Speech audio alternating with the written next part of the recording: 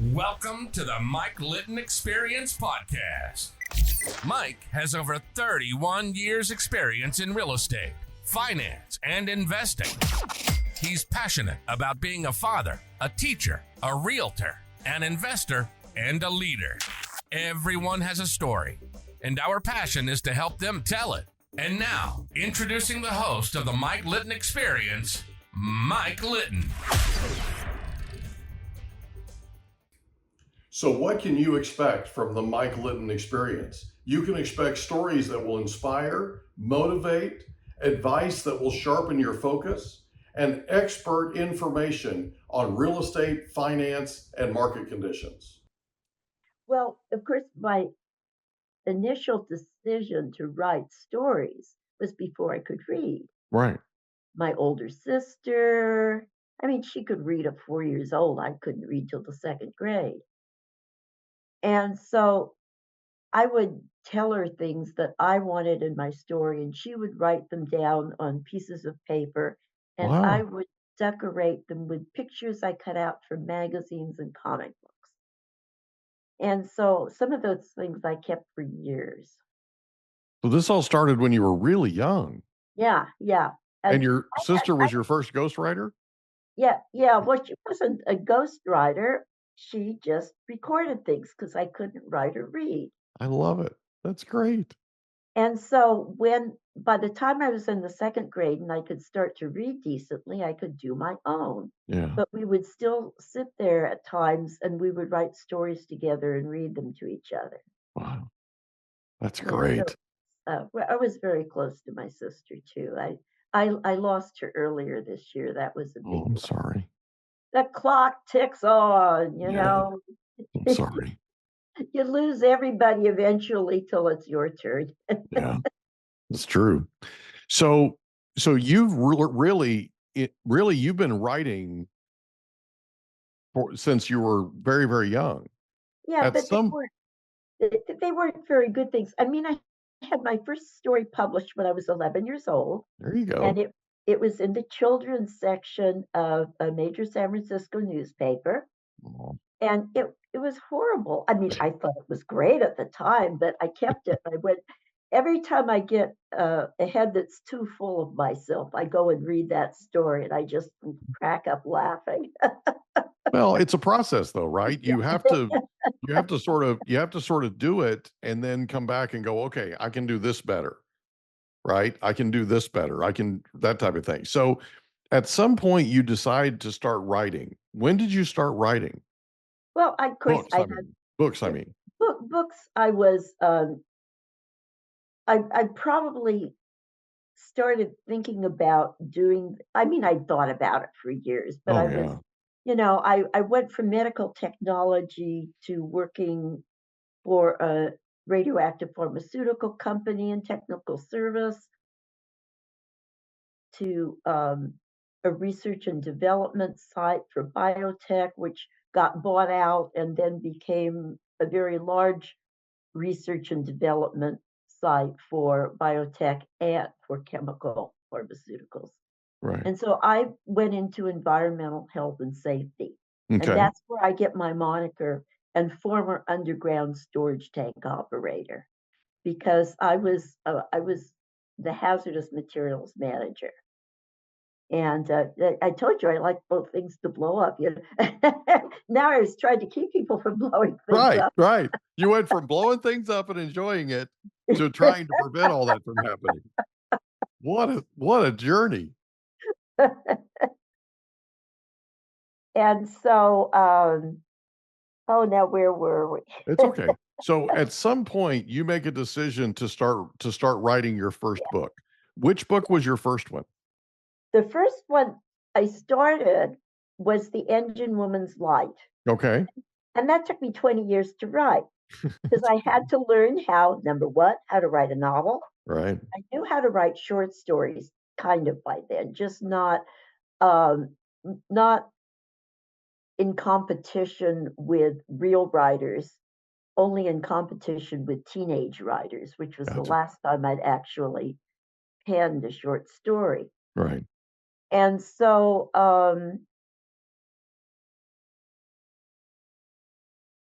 Oh, I'm trying to think of how to say this.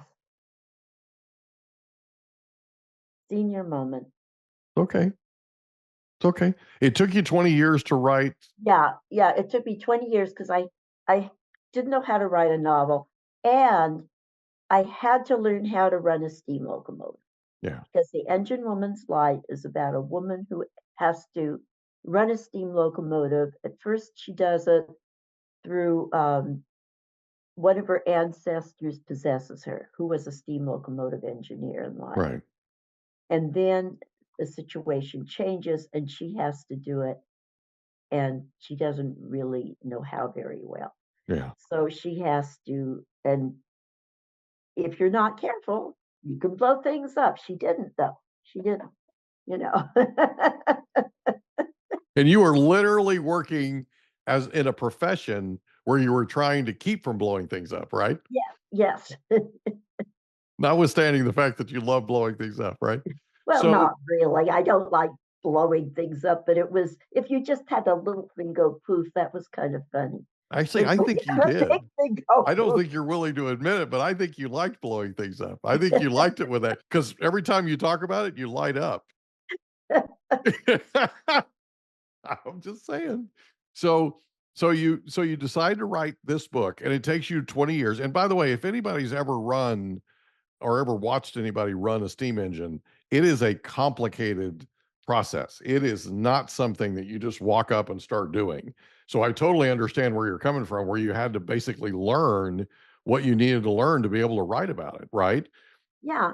And I went to a whole bunch of different places in the Yeah. United States, visiting libraries where they had, records. And I found one in the New York Library, an exam that had to be passed by people who wanted to become steam locomotive engineers in the state of New York, and that was, in the 1920s. Yeah, their certification or whatever. Yeah. Yeah, certification exam.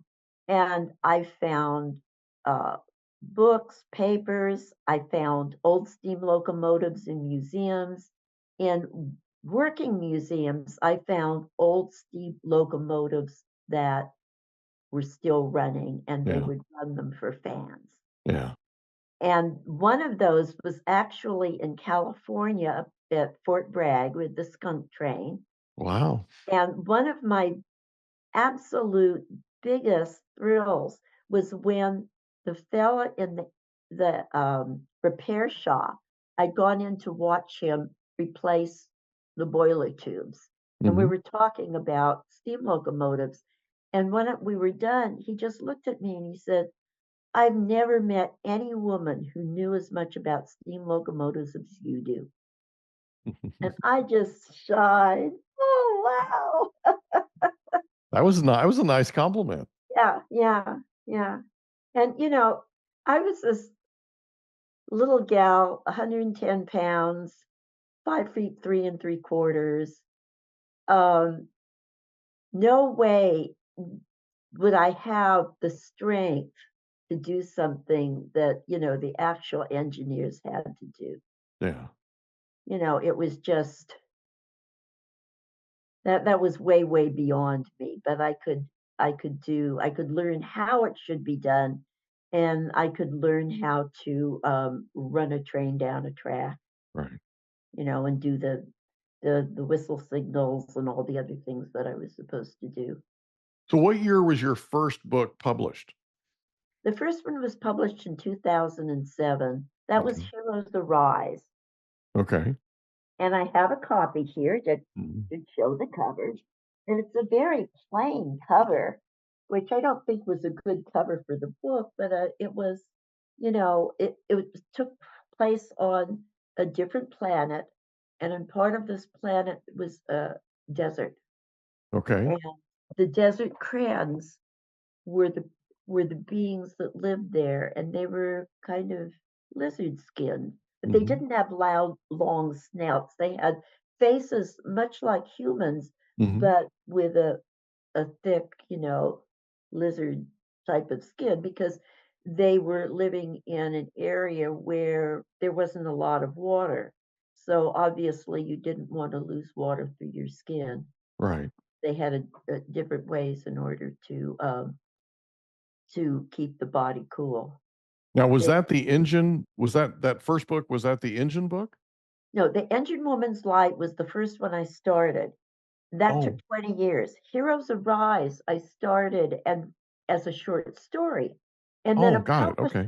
a publisher told me after reading my short story, if you write a novel with that for the ending, I'll publish it. Wow. So I did. That's awesome. Good for you. Yeah, and the thing was, I had to do it in a few months. Yeah. So that was like, well, of course, I knew the ending. So then I knew everything I was working toward. And so I just had to make minor changes in the ending. Just had to go backwards, work backwards a little bit. Yeah. Well, once I knew the ending, I could do my starting. And Gotcha. that didn't take me very long to write because I knew what it had to work toward. Gotcha. Now, when I write other books or even short stories, I don't know exactly what my ending is going to be until I get there. Sure. And sometimes I don't like it, and then I have to go back. It's one of the ways of writing, and it's probably the most long, involved ways to do it, but that's the way I do it, and it works. Well, whatever works for you works, right? It works. Obviously it does, right? So after your first book is published, then the engine book is published? Yeah, then I finished The Engine Woman's Light, and that came out in 2017. Okay. And I had pretty well finished it by 2015, but it had to go through a lot of work through editors in order to turn it into a publisher. And go ahead. I knew the publisher, so she said she'd read it, and she finished it, and she said, "You've got the wrong first chapter." And I said, "Well, I know I've got the wrong first chapter, but what do you want me? How do you want me to make this work?" Because the one that was the first chapter that she wanted it was actually a prologue, but part of it was put in backstory. Oh.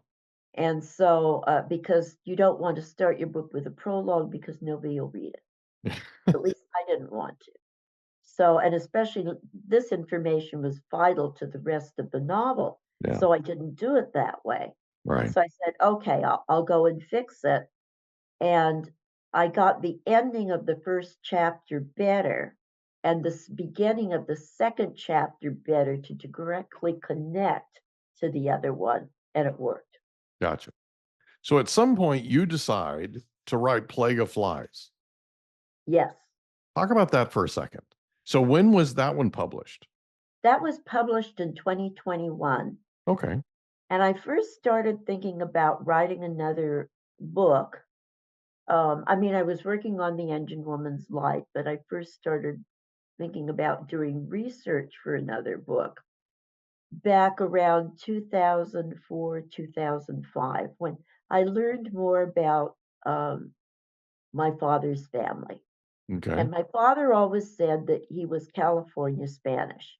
So in my child's imagination, I thought, okay, he came either directly from Spain to California, or he came when it belonged to Mexico, or directly from Spain to California after it belonged to the United States. Mm-hmm.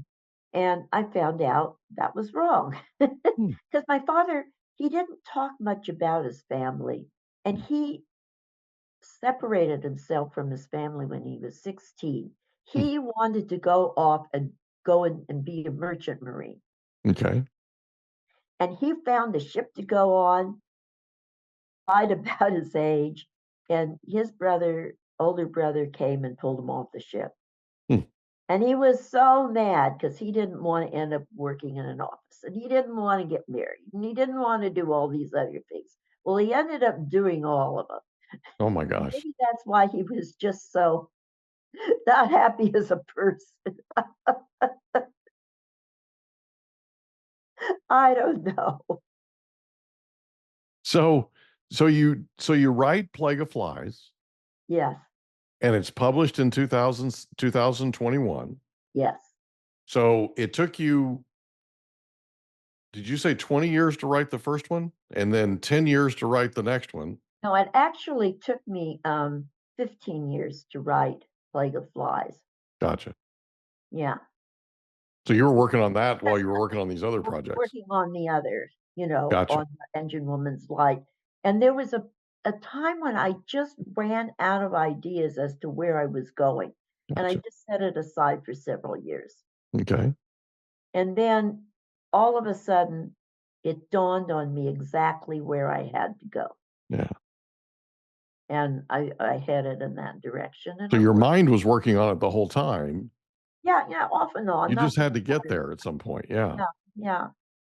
And I still think that, I could have done it a little bit differently. And then I thought, no, it's done. It's done. You don't go back and redo it. So I have a question for you. You've now written and published 3 books. Okay. What's the single most important thing that you learned writing those 3 books?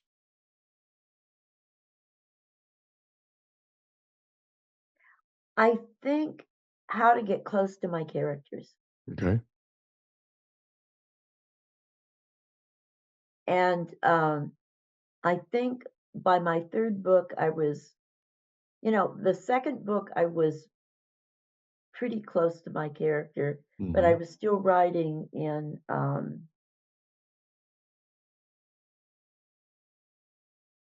past tense.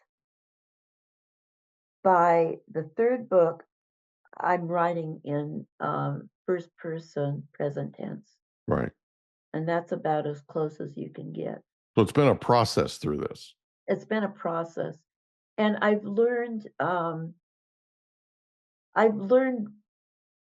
not to do information dumps. Well, I really don't have information dumps in my other 2 novels, at least nothing significant.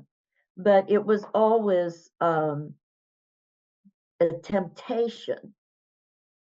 And I think in the Plague of Flies, it was easier for me to choose what was going to go into the book, and what really didn't belong there.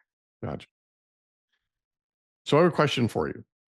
With everything that you've learned over all these years, all the amazing experiences you've had, and the wisdom that you've attained, if somebody's thinking about starting a book or they're thinking about writing a book, what's your number one piece of advice for them?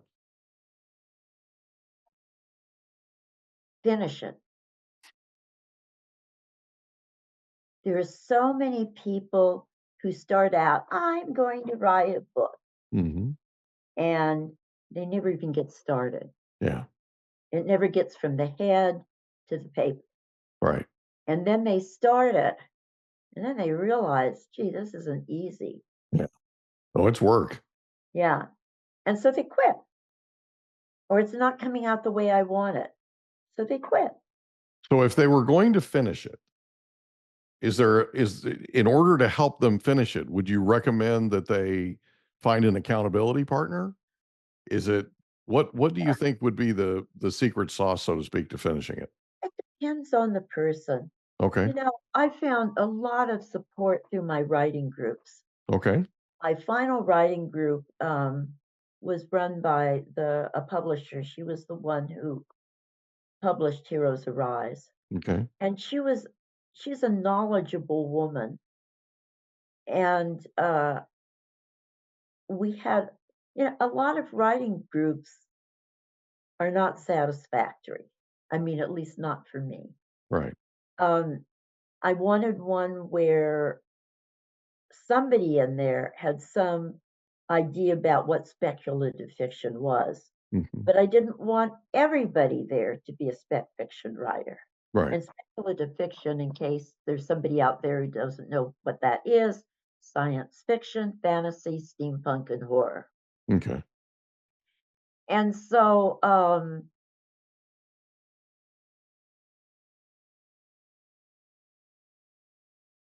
trying to think of, give me a clue. Where were we? Well, we were talking about accountability, and Okay. and specifically, we were talking about kind of building a framework. If somebody's thinking about writing a book, your best advice to them was to finish it. And what I'm trying to do is basically get to what you feel like best practices would be for them to finish it. It sounds Okay. like they could be a part of a writers group. Sounds Yeah, like they could have an accountability partner. yeah, you can join a writers club. Yeah. If you're in California writers clubs, there are, I think, 22, 23 chapters throughout the Wow. state. Wow. And so I've been a member of one of those since I think I first went there in 1999. Wow. That was a while ago. Yeah. So they have been a big help to me, and now I've turned around and I'm giving back to them through Yeah. editing, through proofreading, their anthologies and stuff like that. Yeah, two of the anthologies, the most recent two that I did, I thought were good enough that I sent them in to the Independent Press Association and the National NIEA, National Independent. Oh, I've forgotten that one. But I won for the club. Mm-hmm.